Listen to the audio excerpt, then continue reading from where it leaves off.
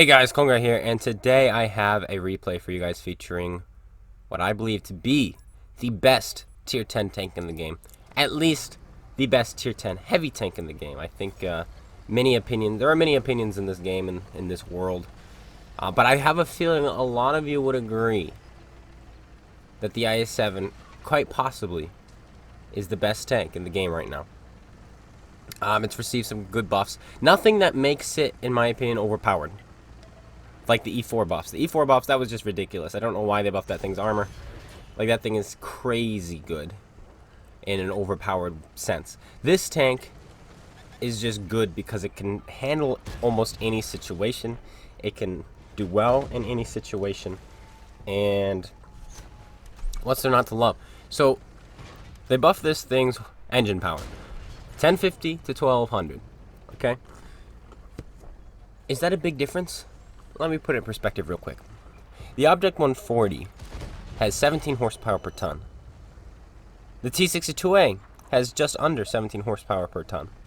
The 121 has 16.5 horsepower per ton. You're rocking 17.5 horsepower per ton. You have a better power to weight than medium tanks. And you're in a heavy tank. Now, of course, you're still heavier, so you're still digging into the ground more, so the terrain resistances are still going to affect you pretty poorly. Or heavily, should I say. So the tank does not get up and go as quickly, unless it's going down a hill. Or it's on hard terrain. Then you'll really see just how quick this thing can pick up and go. But that's not the only buff. They also buffed its gun handling, as you've been seeing in this game. We've just been snapping shots on the move, and its rate of fire. Its rate of fire got better as well. Sub 10 seconds, which is fantastic. And now I know a lot of you have seen this part of the replay because of the video we had on Wednesday. So maybe some of you have skipped, maybe some of you haven't. But this is the IS-7. This is what it does now. Like, we were going up that hill, at 30 kilometers an hour? And we don't hit that shot. I think that's like one of the only shots we actually miss based on the gun and not our own aim, which is pretty fancy. We got the piggy here. We'll finish him off. Whoop. There we go. But we hit that Ragnarok. I'm just thinking, wow, our damage would have been even higher. M60 bounces off of us. Same armor that you had before, so that's always a plus. Great at side scraping. Better at reverse side scraping. Good upper hull-ish. What I like to do in this tank is angle slightly. That way it makes my lower plate actually a bounce. And it makes my outside plate also a bounce. So the inside plate becomes a pen. But so many people are baited into shooting the lower plate. And in my opinion, it makes it somewhat harder. And some people even get tempted into shooting the tracks. But we're going to fix our tracks here because we want to go for the ram on this guy. Aim up a shot for his tracks. We hit it. Oh, but we don't quite hit him with our pike like we wanted to. But it doesn't matter. He goes down anyway. And we're up to 4,700 damage. And we're still just getting started. We're 3 minutes into this game.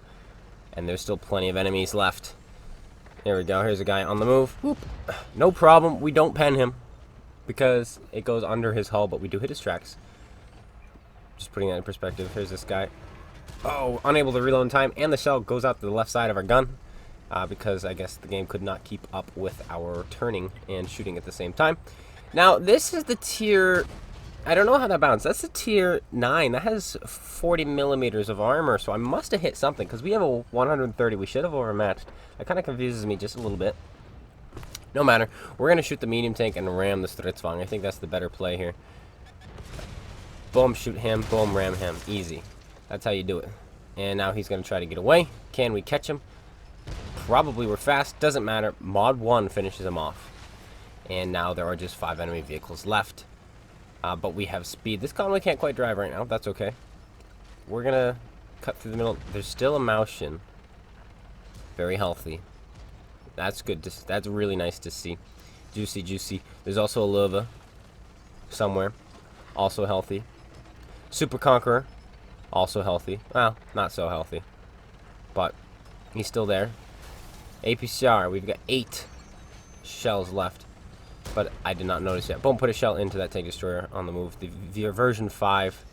That's a scary tank. He does a lot of damage. And he has the potential of ammo racking us. Gives us his side, boom, put it in, up to 6,400 damage, and we're still ticking upward. Maushin. If he side scrapes us, we can put that straight into that cheek. No, we shoot too low on the cheek. We did not hit flush like we needed to, and we bounce off. We're going to side scrape him again, but the Luva's getting a little bit cheeky. There's the motion. Easy shot there. Here comes the Luva. He's going to probably put a shell into us. Yes, he does. Hits our fuel tank, so we do want to fix that and turn our hull toward him. Throw an APCR shell straight into his side, and I still don't realize my ammo count. Here comes the motion. 3 APCR shells left. Can we pen that? Oh, we go into his tracks. Should have aimed a little more to the right. He was rocking back and forth, and we were aiming through rubble. But 2 shots left. Can that one go in? And I still haven't noticed the ammo count. 1 APCR shell left, clone guy. Pay attention. And I think it's at this point I suddenly realize, like, oh, crud. Yeah, I only have 1 APCR shell left. And there are 3 enemies, one of them being a motion. And then I'm down to 5 HE. I'm not used to running... Okay, that guy's got 1 HP left. That's perfect for HE. But I'm not used to shooting so quickly in this tank and keeping up with the battle like this in this tank. This guy, I don't think, thought we were coming this way. Goes side on in front of us. We put a shell into him. Wait for tracks. Nope, we're going to fix him. May as well. We're going to shoot under him because we realize we have HE. Straight under the tank. Boom, 117 damage there.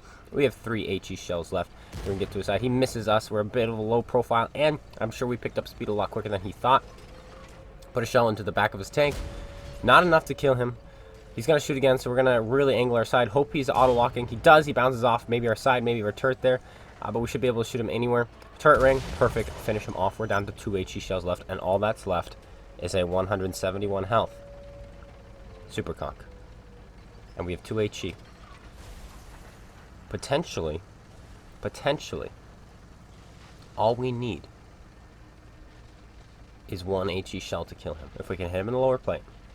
If we can hit him in the turret roof, in the hull roof, in the underbelly, under his tank, we can kill him with 1 shot.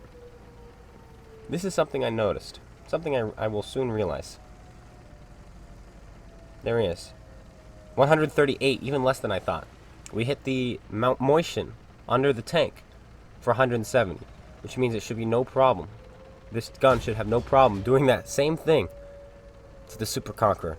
So we've decided to shoot our second to last shell, and we have 1 left. We're going for the Faden's metal, but we need to hit him hopefully in the lower plate. There he is. He's got building in the way. Maybe our 263 will knock the building away. There goes the building. Shot at his lower plate. We're waiting for it, looking for it. There it is. No, it disappears. Lower plate. Boom, we put it in. No, we don't hit his lower plate. We hit him in the hull, and then we go for the ramp, and we ran him for 1 hit point. But don't worry, we might be able to back up and maybe go fast enough. Doesn't matter. The 263 picks him up. Almost ended in disaster. We would have probably tried to find a way to ram him if he killed the 263, who I believe was a 1-shot. So, that was kind of scary, kind of tense. But there it is. The IS-7, 8,200 damage, 2,000 assisted steel wall, 2,600 damage blocked. Getting back up to 3 marks of excellence. I'd love to get some golden stars on this when those come out, for sure. But that's going to be it. 1,900 base experience points here in the IS-7.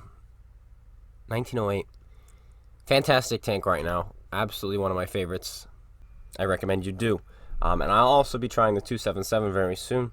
Got a bunch of other tanks I want to try out. And I think we're going to need a part 2 to crazy buffs, because there are a lot of good ones. There's still the T-32. There's the IS-3. There's the 268 version 5.